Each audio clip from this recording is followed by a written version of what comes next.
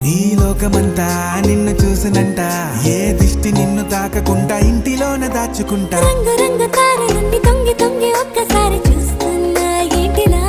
ఆ పైన లేని వెన్నెలంత నేల మీదకొచ్చినట్టు నువ్వు అంటే చూడ